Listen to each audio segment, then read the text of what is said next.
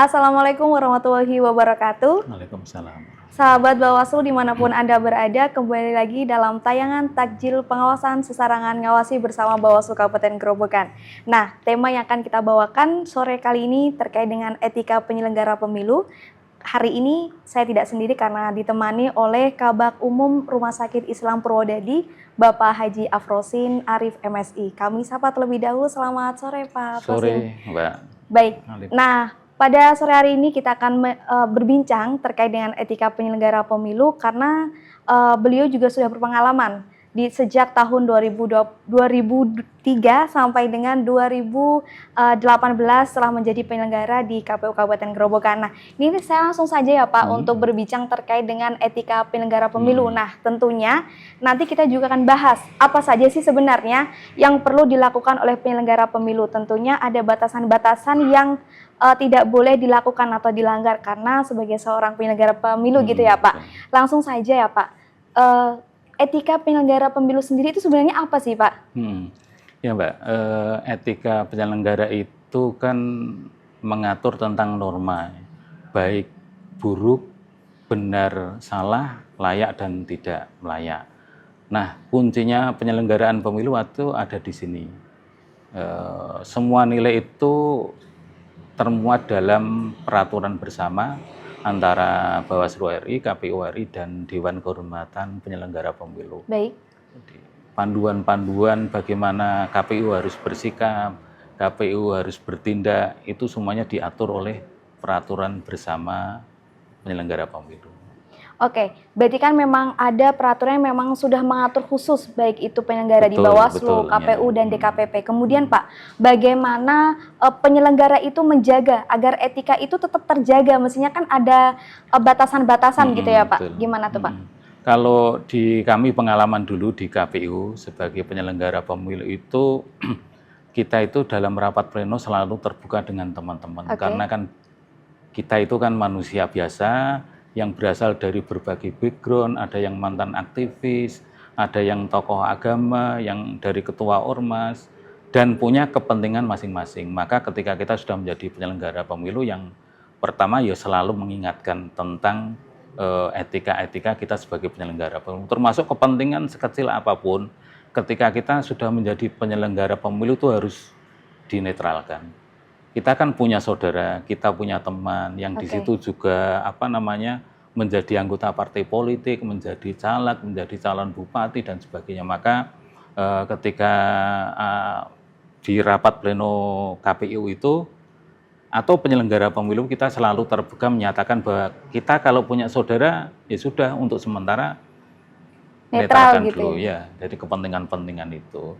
Tidak memutus silaturahmi tapi kita menjaga jarak. Penting. Jadi terus kemudian yang kedua ya kita selalu mempelajari tentang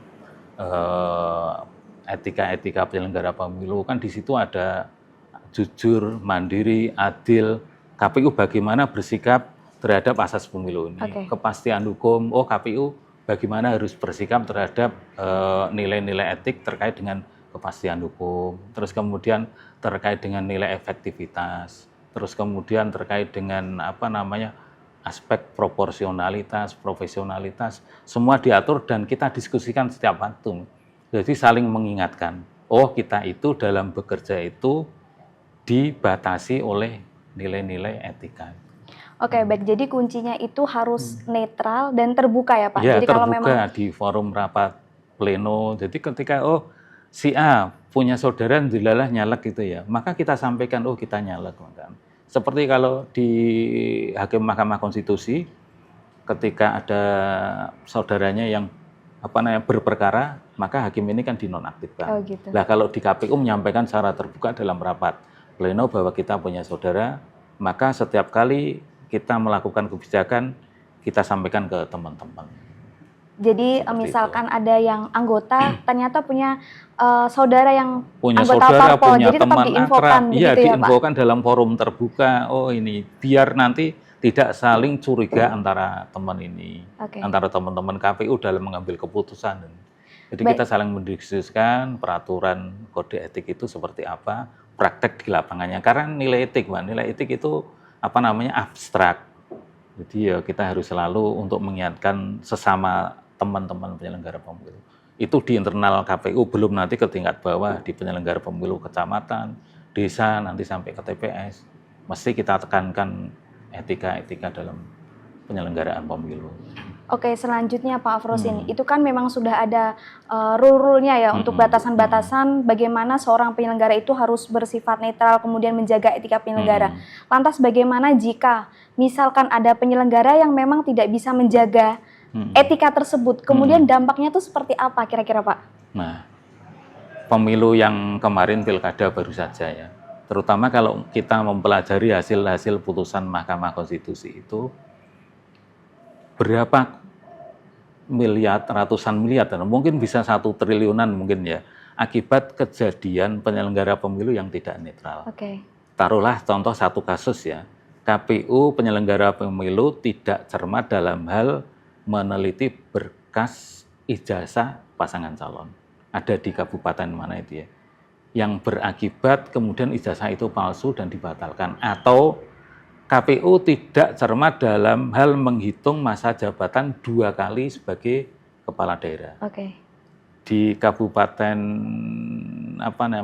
di salah satu provinsi Banten kan ada KPU menghitung masa jabatan yang seharusnya 2 kali, tetapi oleh KPU dihitung baru 1 kali. Oleh Mahkamah Konstitusi kemudian diteliti ulang pada saat gugatan itu, dan ternyata pasangan calon yang terpilih ini sudah menjabat 2 kali. Maka calon ini dibatalkan oleh Mahkamah Konstitusi dan diulang kembali. Kalau diulang kembali kan akhirnya yang dirugikan rakyat. Maka kerugian itu pada akhirnya yang menanggung ya masyarakat. Beban anggaran, beban politik, beban kondisi sosial politik yang tidak kondusif, karena pemilu ulang itu akan menimbulkan resiko-resiko gesekan-gesekan yang tinggi di masyarakat. Ada juga yang kasusnya di Magetan itu kan, hanya 4 TPS yang diulang akibat tidak cermat. Nah, itu salah satu kode etik penyelenggara pemilu, diantaranya kan KPU itu harus cermat. KPU harus memegang asas kepastian hukum. Nah, itu kan berarti KPU tidak memegang asas itu. Kalau mau penyelenggara pemilu, misalkan masyarakat Bawaslu melaporkan KPU ini ya bisa akan kena kode etik. Kode etik ya Pak. Baik, selanjutnya Pak, meskipun kan berarti kan dari kemarin ya pengalaman yang pilkada terakhir itu memang beberapa kasusnya itu karena terjadi human error karena ketidaktelitian dari mungkin penyelenggaranya sendiri. Mungkin dari Pak Afrosin, karena kan sebelumnya Pak Afrosin sudah cukup lama ya menjadi penyelenggara pemilu. Ada tidak mungkin trik atau pesan kepada seluruh masyarakat yang nantinya akan menjadi penyelenggara pemilu atau saat ini sudah menjadi penyelenggara pemilu Pak? Karena memang kita lihat atau tadi yang Pak Afrosin sampaikan juga banyaknya case-case di pilkada kemarin itu karena terjadi human error gitu. Human error dengan tidak jujur itu kan beda ya. Jadi ketidakakuratan hasil penghitungan suara kan ada banyak faktor. Salah satunya human error. Human error ini kan bisa dikoreksi. Kesalahan yang misalkan karena faktor kecapean di tingkat bawah KPPS itu ya. Terus kemudian menginput data ke C1 itunya keliru, itu nanti bisa kedeteksi. Kedeteksi apakah itu karena human error ataukah karena unsur kesengajaan. Yang disengaja oleh penyelenggara pemilu akan kelihatan. Nah, di situ nanti akan kelihatan. Kalau human error ya diperbaiki, diproses di atasnya. Rekapitulasi di tingkat kecamatan dan bisa direvisi. Kalau mungkin masih salah lagi bisa direvisi di tingkat plenonya KPU kabupaten kota, salah lagi di KPU provinsi, salah lagi di KPU RI. Sampai kemudian kalau masih ada kesalahan lagi bisa direvisi lewat gugatan di Mahkamah Konstitusi. Itu kalau ada kesalahan. Tapi biasanya kalau human error cepat diketemukan. Tapi kalau itu disengaja, yang sifatnya terstruktur, masif, memang disengaja, itu ya agak susah memang itu kan. Itu yang membuat rusak pemilu itu seperti ini. Kemudian tipsnya mungkin Pak yang bisa disampaikan atau triknya bagi penyelenggara dan juga yang akan menjadi penyelenggara. Kalau sekarang kan ini ya, kalau yang human error, yang pemilu 5 tahun yang lalu itu kan banyak yang human error, kemudian ada korban kematian yang cukup tinggi. Itu kan diantaranya karena penyelenggara pemilu di tingkat bawah itu banyak yang usianya lanjut usia, faktor kesehatan dan lain sebagainya. Nah, KPU RI sekarang sudah membuat regulasi dimungkinkan penyelenggara pemilu itu muda-muda. Sekarang kan banyak yang didominasi orang-orang muda. Milenial ya, Pak? Ya, milenial, terus kemudian cakap, cermat, itu sangat diperlukan. Itu untuk mengurangi tingkat kesalahan di tingkat bawah itu. Tapi sekali lagi bahwa yang paling penting itu kan ya integritas seseorang. Ketika integritas penyelenggara pemilu itu terjaga, maka tingkat-tingkat kesalahan di lapangan itu bisa direduksi lah. Dulu pernah ada ya Mbak pengalaman pemilu tahun 2004 ya. Pada saat itu kan masih serba manual. Kalau sekarang kan pakai sistem semua serba manual. KPPS itu rata-rata ada yang S2, S1, tapi kesalahannya cukup besar ya. Sehingga dilakukan rekapitulasi penghitungan ulang di tingkat kelurahan. Jadi SDM itu juga tidak menjamin terkait dengan suksesnya pemungutan suara di tingkat bawah. Oke, baik. Selanjutnya Pak, menurut kacamata Bapak nih terkait kemarin kan sudah ada pilkada yang terakhir ya. Kira-kira nih untuk evaluasi Pak, evaluasi terhadap penyelenggara pemilu di tahun 2025, di tahun 2024 kemarin, dan juga mungkin ada tidak bayangan, tadi kan sudah sedikit disampaikan bahwa untuk penyelenggara kan baiknya sekarang tuh yang muda-muda karena mungkin energik lebih ini ya dari pola pikir dan lain-lain lah. Itu menurut Bapak bagaimana untuk ini evaluasi dari yang pilkada 2024 dan pemilu mungkin ya Pak? Di ini pemilu itu kan ada dua ada dua kesuksesan indikator itu ya. Satu, kesuksesan dalam hal pemilu yang sifatnya prosedural. Kedua, pemilu yang sifatnya substansial. Jadi satu prosedur itu ya tahapan pemilu itu, mulai dari pemutakhiran daftar pemilih, pembentukan badan penyelenggara, pemungutan penghitungan kampanye, sampai penetapan calon terpilih itu prosedur pemilu lah. Tapi yang namanya demokrasi substansi kan tidak seperti itu. Kalau mengevaluasi pemilu yang kemarin itu di kita itu atau secara nasional itu kan sebenarnya sudah diselamatkan oleh Mahkamah Konstitusi terkait dengan persentase dukungan untuk bisa mengajukan pasangan calon. Kalau yang kemarin kan terbatas, maka ada banyak potensi lawan kotak kosong, calon hanya 2. Nah, dengan direvisinya oleh Mahkamah Konstitusi itu setiap partai politik bisa mengajukan pasangan calon, maka sebenarnya ada peluang masyarakat itu disajikan pasangan-pasangan calon yang berkualitas. Nah, cuma sayangnya kemarin itu kan putusan MK itu kan telat pada detik-detik di akhir penutupan pendaftaran di KPU. Maka partai politik tidak punya kesempatan untuk mengocok ulang pasangan calonnya. Jadi kan kemarin sudah terlanjur bergabung ini ya partai A, B, C, D. Untuk kemudian bubar lagi kan susah, karena di situ sudah ada berita kesepakatan dan yang lain-lain. Maka kalau pemilunya masih seperti itu, pilihan calon pemimpin yang disajikan ke masyarakat itu minim, apalagi dipaksa untuk memilih ya sudah itu, maka maka lahirnya pemimpin itu tidak sesuai dengan keinginan masyarakat. Oh, pengen yang seperti ini, pengen yang seperti ini, yang berkualitas, mungkin yang integritasnya sudah terjamin, terjaga. Nah, ya yang disajikan ya hanya itu. Kalau 2 ya yang 2 itu ya, mau ya sudah. Mau itu, padahal gitu ya, selain yang di luar partai politik itu banyak sebenarnya orang-orang yang potensial, yang punya kompetensi, yang punya pengalaman banyak, cuma tidak beruntung dicalonkan oleh partai politik. Itu demokrasi substansial. Di situ menurut saya kok kualitas pemilunya belum terjaga, walaupun secara prosedural tadi menurut saya sudah sukses. Parameternya apa? Tidak ada gangguan-gangguan secara teknis. Kalau di Ngerobokan ya tidak sampai ada pemungutan suara ulang, tidak ada pilkada ulang, itu tidak ada. Atau tidak ada yang kena sanksi Dewan Kehormatan Penyelenggara Pemilu, itu salah satu indikator. Masyarakat juga tidak bergejolak, semua proses sampai pelantikan berjalan dengan lancar. Itu demokrasi prosedural, tapi kalau demokrasi substansial saya kira menurut saya ini ya yang apa namanya belum bisa tercapai. Karena kita belum punya banyak pilihan. Itu Mbak menurut saya. Oke, baik. Oke, baik Pak. Selanjutnya ini kan bulan puasa ya. Jadi kalau misalkan etika penyelenggara pemilu itu jika kita korelasikan dengan nilai religi atau keagamaan itu seperti apa Pak? Menurut saya malah relatif erat hubungannya ini. Etika itu kan terkait dengan nilai benar dan salah, terus kemudian terkait dengan baik dan buruk. Nah, puasa itu salah satu pesan sebagaimana di surat Al-Baqarah ayat 183 yang bunyinya kurang lebih ya ayyuhalladzina amanu kutiba alaikumusiyam kama kutiba alal ladzina min qablikum la'allakum tattaqun. Di situ kan tujuan penting puasa adalah membentuk orang-orang yang bertakwa.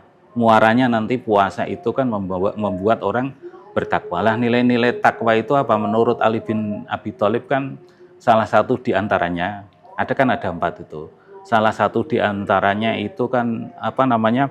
Al-khaufu minal jalil. Itu adalah membuat rasa takut manusia terhadap Allah. Takwa itu salah satunya di antara. Walaupun yang lain misalkan dia menjadi gemar bersedekah, terus kemudian ada rasa takut yang sangat besar terhadap Tuhan.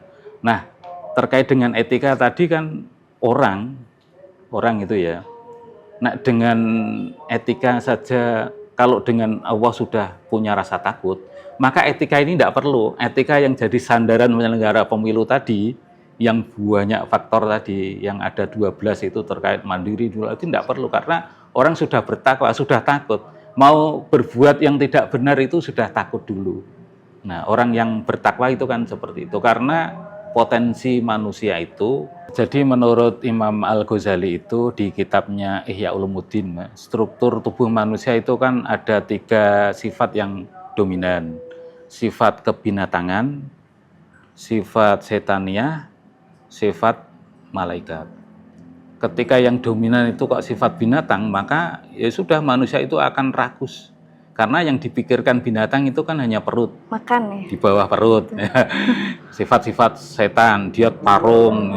Udah akalnya tidak dipakai karena tidak punya akal. Nah, manusia itu dikaruniai 3 sifat ini. Kalau tidak dimanage dengan baik, kalau yang dominan itu unsur-unsur sifat kebinatangan, maka ya sudah manusia akan menjadi binatang. Tapi kalau yang unsur-unsur sifat-sifatnya malaikat itu dominan, hatinya untuk berzikir, akalnya untuk berpikir, maka akan bisa seimbang ini. Antara sifat-sifat kebinatangan bisa dikendalikan dan sifat-sifat malaikat bisa didominan. Itu salah satu fungsi puasa itu mengendalikan hawa nafsu, kemudian berlatih, terus kemudian ada rasa takut. Yang hari-hari biasa itu kan makan diperbolehkan, minum diperbolehkan, berhubungan dengan istri diperbolehkan, tapi puasa kan enggak. Maka manusia itu harus ngerem itu. Nah, itu menurut saya tadi sangat relevan sekali ketika etika di KPP itu kan banyak kasus sekarang, itu hampir 500-an kasus itu. Nah, itu bisa dikurangi dengan adanya puasa ini. Salah satu menurut saya korelasinya di situ. Ketika puasanya berhasil, penyelenggara pemilu semuanya bisa mendapatkan predikat orang yang bertakwa, maka sudah etika yang hanya dalam bentuk tulisan itu sudah tidak dipakai lagi karena manusia sudah ada rasa takut kepada Allah SWT. Itu menurut saya. Baik, nyambung dengan pertanyaan selanjutnya Pak, terkait dengan ayat tadi surat Al-Baqarah ayat 183 ya, terkait dengan ketakwaan manusia. Nah, jadi menurut Pak Frosin kira-kira yang bisa dilakukan oleh masyarakat atau kontribusi dari masyarakat terkait dengan etika penyelenggara pemilu itu seperti apa gitu Pak? Nah, sebelum ke sana ya Mbak Alif ya.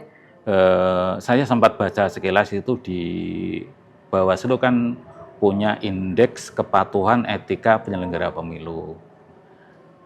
IKEPP ini kan kalau seluruh Indonesia masih kisaran 60. Menurut saya penyelenggara pemilu yang perannya strategis ini kan membuat presiden, gubernur, wali kota, bupati, maka perlu integritas yang lebih tinggi. Maka menurut saya ini perlu ditingkatkan.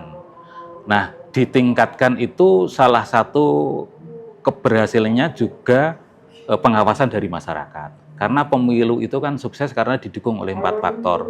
Penyelenggara pemilunya yang integritasnya terjaga, peserta pemilunya yang baik, pemilihnya, masyarakatnya yang tertib, kemudian media, pemantau pemilu yang selalu memantau jalannya penyelenggaraan pemilu. Nah, tidak hanya peran masyarakat saja tadi, masyarakat membantu pengawasan, membantu ketika ada penyelewengan pelaksanaan pemilu segera mungkin melaporkan ke pihak-pihak yang terkait. Jadi sangat perlu sekali. Oke, artinya juga ternyata tidak hanya masyarakat yang bisa berperan aktif gitu ya Pak untuk tetap menjaga etika penyelenggara pemilu gitu. Baik, ini kita rasa juga ini ya Pak, perbincangan kita tidak terasa mungkin sudah cukup lama. Ini juga sebentar lagi mungkin beduk maghrib juga akan terdengar di sekitar kita ya Pak. Pertanyaan terakhir Pak Afrosin terkait harapan kepada penyelenggara pemilu Pak untuk kedepannya seperti apa? Kalau harapan kami sekarang itu kan sudah semakin terbuka. Pemilu itu sudah semakin terbuka, pengawasan masyarakat juga semakin ketat, maka pandai-pandailah untuk menjaga integritas penyelenggara pemilu. Di penyelenggara pemilu itu jangan berharap terlalu banyak untuk orang bisa kaya.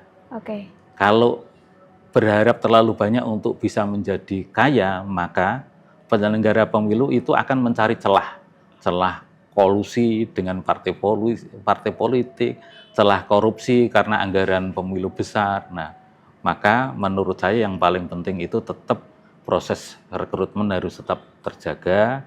Jadi orang-orang yang mendaftar sebagai penyelenggara pemilu menurut saya juga harus diperketat. Jadi, dan orang yang harus mau mendaftar sebagai penyelenggara pemilu juga harus berpikir ulang bahwa di penyelenggara pemilu baik itu di KPU dan di Bawaslu itu bukan untuk mencari kekayaan. Kalau mencari kekayaan kan bisnis wira swasta. Diperlukan orang-orang yang punya integritas tinggi menurut saya. Baik. Terima kasih Pak Afrosin untuk waktunya pada sore hari ini. Ini saya rasa sahabat Bawaslu juga sudah menunggu kumandang adzan maghrib ya Pak. Karena sebentar lagi kita juga akan mendengar bersama-sama. Kami ucapkan terima kasih juga kepada seluruh sahabat Bawaslu yang sudah bergabung mengikuti takjil pengawasan sesarengan ngawasi bersama Bawaslu Kabupaten Grobogan. Semoga apa yang telah kita diskusikan pada sore hari ini ya Pak dapat memberikan manfaat kepada kita semua. Baik, dari kami cukup sekian. Akhir kata, wassalamualaikum warahmatullahi wabarakatuh.